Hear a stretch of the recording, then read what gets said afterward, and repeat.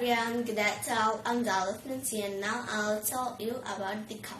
The cow is a domestic animal. She has 4 legs, 2 horns, 2 ears, and a long tail. His whole body is covered with short fur. She has teeth in lower jaw only. Her hooves are divided in the middle.